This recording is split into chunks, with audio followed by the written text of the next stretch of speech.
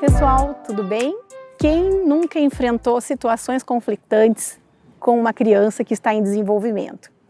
Hoje, a gente está trazendo na nossa realidade do dia a dia ali no consultório o conflito que muitos pais passam e a gente vai falar para vocês. É uma criança que às vezes não quer escovar os dentes e por dias consecutivos tem dificuldade de ir para a pia e não gosta e resiste. É a criança que tem que usar o aparelho móvel e de repente embirra e não quer colocar.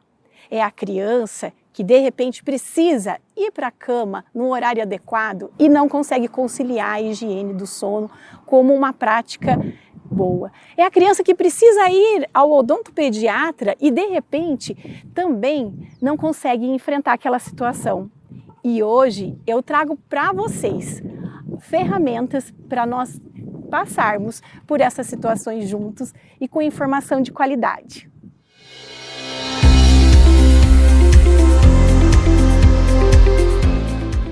Hoje, a atividade para a gente trazer informações de qualidade para você de como trabalhar o equilíbrio emocional das crianças está baseado na resenha do livro Um Cérebro que Diz Sim, do Daniel Siegel.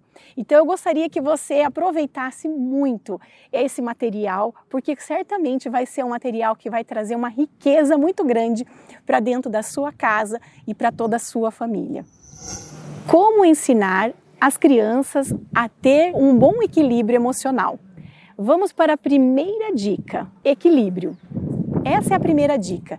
De imediato, a criança precisa respirar fundo e aprender a lidar com as suas emoções. Segundo, resiliência. É a capacidade que a criança tem de superar os obstáculos e concluir aquilo que tem de propósito a longo prazo e resistir àquilo que lhe incomoda. O terceiro é a percepção.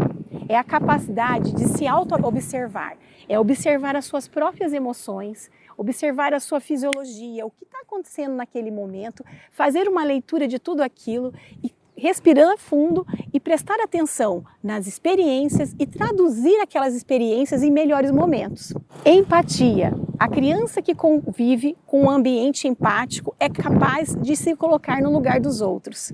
A criança que sabe fazer a leitura das suas emoções sem rótulos do que é emoção boa ou ruim, simplesmente acolhendo a emoção e fazendo a leitura dela, vai ser uma criança que vai crescer saudável. A pergunta agora é: se tem um cérebro que diz sim, qual é o cérebro que diz não? O cérebro que diz não é um cérebro que está envolvido com as emoções, é o cérebro que embirra, é o cérebro que não analisa, que vai em frente e quer tudo a todo custo.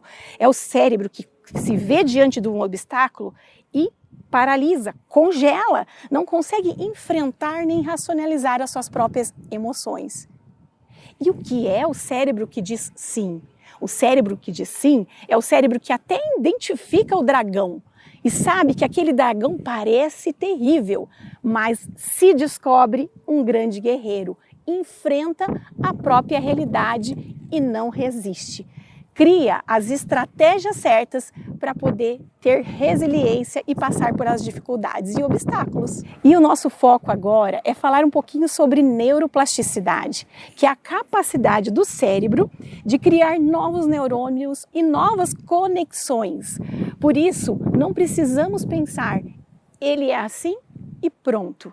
Não, a partir daquilo que vamos oferecer para a criança e para o adolescente, nós vamos ter condições de criar novas realidades, novas conexões neurais, criar novas situações para o que antes eram apenas conflitos. Sigam essas dicas, nós estamos aqui num lugar ao ar livre, com esse vento maravilhoso, para sair do que é habitual, do comum, e ir para algo que é diferente.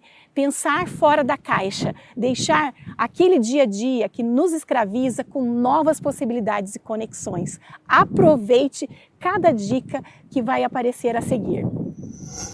Vamos conhecer os 7 fundamentos da visão mental que foram baseados em uma pesquisa sobre a capacidade do cérebro de se desenvolver e mudar em resposta a experiências, denominada de neuroplasticidade, que revela que a prática regular dessas atividades pode ativar o crescimento de conexões neurais e mesmo de novos neurônios. Tempo interior é o tempo que podemos nos dedicar a nossa atenção ao mundo interior, onde são reservados alguns minutos por dia para desenvolver a consciência plena. Em geral, o modo como concentramos a nossa atenção para treinar a nossa mente é chamado de meditação. Tempo de dormir é o tempo necessário de sono para o desenvolvimento do cérebro. Segundo a Fundação Nacional de Sono nos Estados Unidos, a maioria dos adolescentes precisa de 8 horas e meia a 9 horas e 15 minutos de sono toda noite. Tempo de concentração significa fazer uma coisa de cada vez, pois quando você presta bastante atenção ao que está fazendo, otimiza as alterações neuroplásticas que são a base do aprendizado.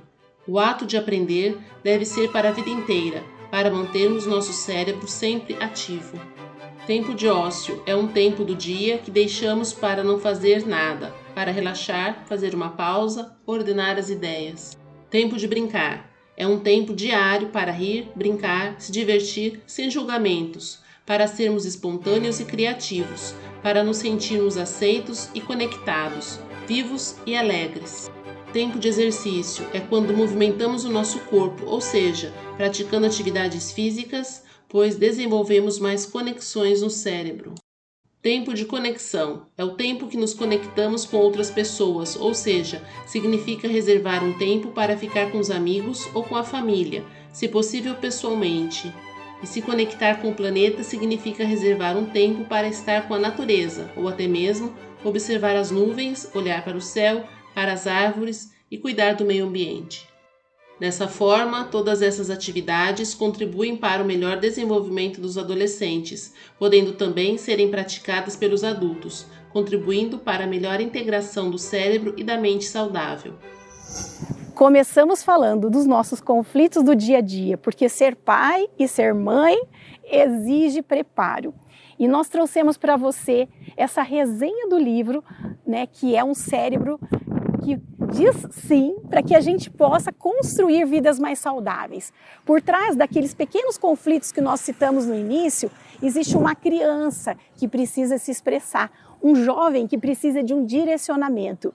E o que a neurociência tem descoberto é que essas conexões vão abrir possibilidades de ter um adulto muito bem relacionado, não só escravo das mídias, consumindo conteúdos que não vão acrescentar na vida delas. Por isso, muito mais do que dar limites, é dar possibilidades ilimitadas para as nossas crianças e adolescentes, que eles possam construir esse universo totalmente diferente a partir de novas possibilidades. E é isso que eu desejo a cada família que vem e é acolhida pela nossa equipe, que a gente possa criar novas possibilidades ilimitadas para uma infância saudável e feliz.